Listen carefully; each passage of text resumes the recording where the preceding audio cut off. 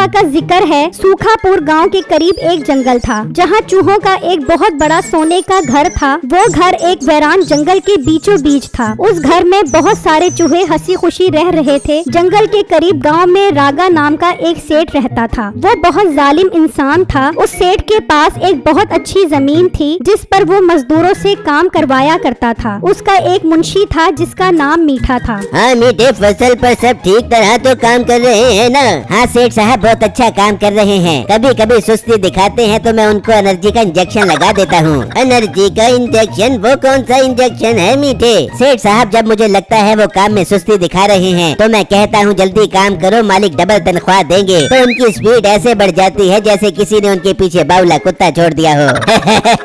जवाब नहीं तेरे दिमाग का मीठे, तेरी इसी हाजिर दिमागी की वजह से तुझे काम से निकालने का दिल नहीं करता। शाबाश, बहुत अच्छा काम कर रहा है तू। बहुत शुक्रिया मालिक जो आप इस बंदा नाचीज पर इतना भरोसा करते हो। उसी गांव में एक बहुत गरीब आदमी रहता था जो जंगलों से लकड़ियां काटा करता था। एक दिन वो लकड़ी काट रहा होता है कि अचानक दरख्त से लकड़ी टूटती है तो अंदर एक सोने की हांडी पड़ी होती है। वो गरीब आदमी बहुत खुश हो जाता है और उस हांडी को निकाल कर अपने साथ ले जाता है। देख बेटा देख, मैंने दरख्त पर कुल्हाड़ी चलाई तो अंदर से सोने की हांडी निकली। अब्बू जान, इसमें तो सोने के सिक्के हैं, मतलब अब हमारी गरीबी हमेशा के लिए खत्म हो जाएगी। हाँ बेटा, अब हमें किसी के आगे हाथ फैलाने की जरूरत नहीं पड़ेगी। बिट्टू का दोस्त ये सब देख रहा होता है और चुपके से वो वहाँ से चला जाता है और उसी सेठ के पास आ जाता है और उसे हांडी के बारे में बता देता है। ये तुम क्या बोल रहे हो? ऐसा भी भला हो सकता है कि दरख्त से सोने की हांडी निकले?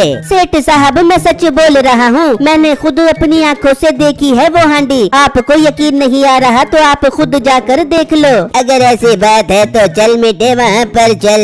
वो वहाँ से निकल जाते हैं। अब आएगा मजा। सेठ तो उनके पास वो हांडी नहीं रहने देगा। हम गरीब रहे और बिट्टू अमीर हो जाएगी, मैं नहीं होने दूंगा। वहाँ जब सेठ पहुँचता है तो उसके हाथ में सोने की हांडी देखकर हैरान रह जाता है। अरे वाह, वो लड़का तो बिल्कुल ठीक कह रहा था। इस बाबे को तो वाकई सोने की हांडी मिली है। लाओ ये हांडी मुझे दे दो। सेठ साहब, ये आप क्या बात कर रहे हो? ये हांडी मैंने अपनी मेहनत से हासिल की है। मैं तुमसे ये हांडी मुफ्त में नहीं ले रहा, इसके बदले तुम मेरी जमीन ले लेना। कुछ दिनों बाद फसल की कटाई हो जाएगी, फिर वो जमीन तुम्हारी हो जाएगी। लाओ ये हांडी मुझे दे दो।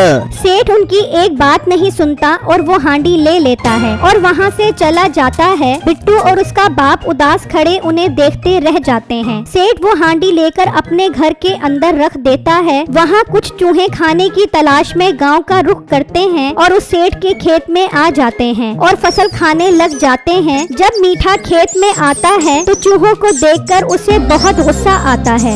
तेरे की ये चूहे कहाँ से आ गए? हुर्र हुर्र, भागो यहाँ से। वो सब चूहे वहाँ से भाग जाते हैं, लेकिन अब उन्हें खाने के लिए सेठ का खेत मिल गया था। मालिक मालिक, गजब हो गया। जब मैं खेत में गया तो देखा वहाँ बहुत सारे चूहे फसल को खा रहे थे। ये क्या बकवास कर रहा है तू? मजदूर कहाँ पर थे?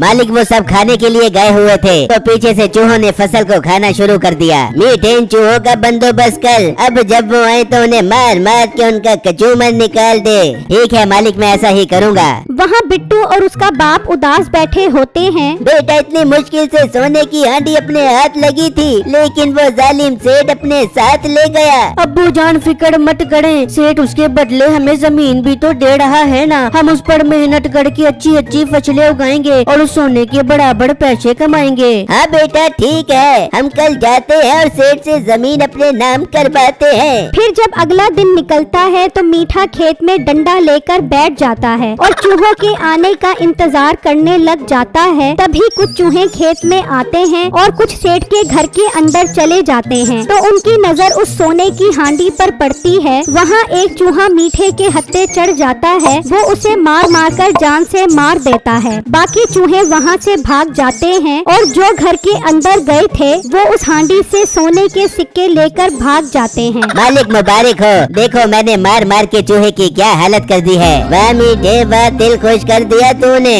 बाकी चूहे कहाँ गए? मालिक, वो सब भाग गए। अब उम्मीद है वो कभी वापस नहीं आएंगे। तभी बिट्टू और उसका बाप भी आ जाते हैं और उससे जमीन का मुतालबा करते हैं। घर बसा नहीं और लुटेरे पहले आ गए। जाओ, दिमाग खराब न करो, पहले ही चूहों ने तंग किया हुआ है और ऊपर से तुम लोग भी आ गए जमीन लेने। तो सेठ साहब, आप हमारी सोने से बड़ी सिक्कों की हांडी ले गए थे, उसके बदले आपने जमीन देने का वादा किया था। हमारा हक वापस करो। हक? कौन सा हक?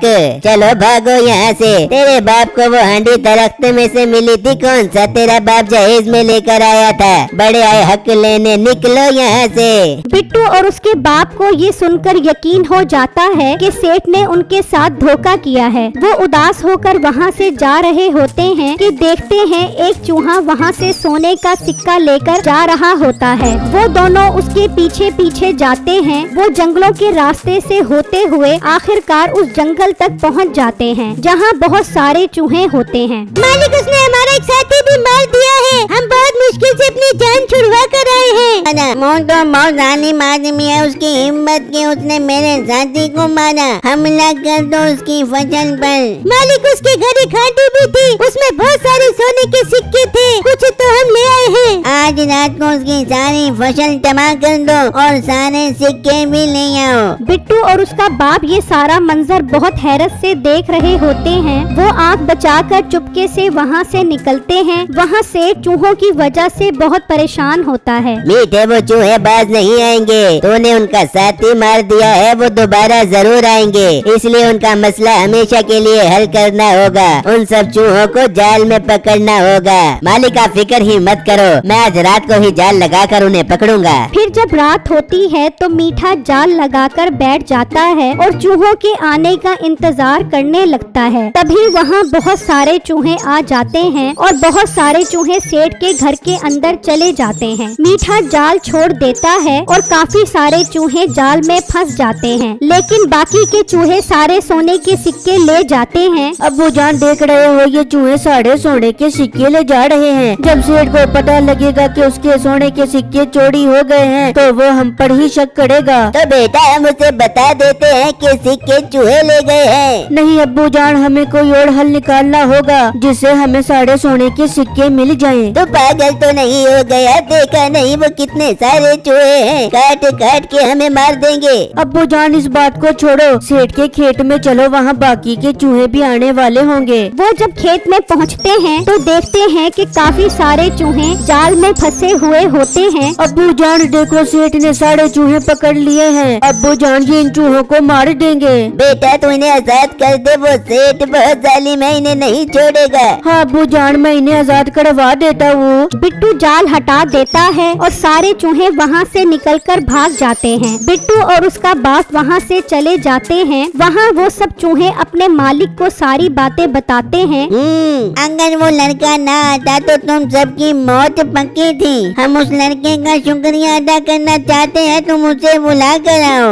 एक चूहा वहाँ से निकलता है और बिट्टू के पास आता है। लड़के, तुम्हारा बहुत बहुत शुक्रिया जो तुमने हमारी जान बचाई। हमारे मालिक तुम्हें बुला रहे हैं। चूहे भाई, मुझे बहुत डर लग रहा है, तुम्हारा मालिक मुझे मार न दे। नहीं, हमारा मालिक बहुत अच्छा है, वो तुम्हें बहुत अच्छा इनाम देगा। तुम चलो मेरे साथ। हाँ बेटा, तू जा, तूने उनके साथ नेकी की है, तुझे कुछ नहीं होगा। फिर बिट्टू उस चूहे के साथ चला जाता है और चूहे के सरदार को सारी बात बताता है। ये तो सेठ ने तुम्हारे साथ बहुत ज्यादती की है। मेरे चूहे सारे सिक्के ले आए हैं, वो तो तुम्हें वापस मिल जाएंगे, लेकिन तुम उस सेठ को उसके अंजाम तक पहुंचाने में हमारी मदद करो। चूहे अंकल, मैं आपकी क्या मदद कर सकता हूँ? तुम बस उसे किसी तरह जंगल में ले आओ, बाकी हम उसे उसके अंजाम पर पहुंचा देंगे। ठीक है चूहे अंकल, मैं कल ये काम करने की कोशिश करता हूँ। फिर जब अगला दिन निकलता है तो मीठा खेत में चूहे मारने आता है तो वहाँ कोई चूहा भी मौजूद नहीं होता। तभी वहाँ सेठ भी घबराया हुआ आ जाता है। मीठे, गजब हो गया, हांडी में एक भी सोने का सिक्का नहीं है। और मालिक, रात मैंने जाल में बहुत सारे चूहे पकड़े थे, वो सब भी किसी ने आजाद कर दिए। ये मुझे बिट्टू और उसके बाप का काम लगता है, सिक्के भी उनके पास ही हैं। चल वहाँ मेरे साथ। वो दोनों बिट्टू के पास पहुँचते हैं। कहाँ है हमारे सोने के सिक्के? निकाल, वरना मैं तुझे मौत के घाट उतार दूंगा। सेठ साहब, मुझे कुछ मत कहना, मैं बताता हूँ वो सिक्के कहाँ पर हैं। कहाँ पर हैं वो सिक्के, जल्दी बता। सेठ साहब, वो सिक्के मैंने जंगल में रखे हैं, चलो मेरे साथ चलो। बिट्टू और उसका बाप जब उन दोनों को लेकर जंगल में पहुंचता है तो वो वहाँ चूहे के सोने का घर देखकर खुश हो जाते हैं। अरे वाह, ये तो बहुत बड़ा चूहा घर है, हमारे तो मजे हो गए, ये सोने का चूहा घर अब मेरा है। तभी वहाँ बहुत सारे चूहे आ जाते हैं। बिट्टू, ये तो बहुत सारे चूहे आ गए हैं, हमें इनसे बचाओ। सेठ साहब, अब आपको कोई नहीं बचा सकता, आपकी यही सजा है। फिर वो चूहे उन दोनों को काट काट कर मार देते हैं और उनका सरदार बिट्टू को सारे सोने के सिक्के दे देता है और बिट्टू उस चूहे के घर के अंदर चला जाता है। स्टोरी अच्छी लगी है तो चैनल को सब्सक्राइब करें और वीडियो को लाइक करें। Thank you.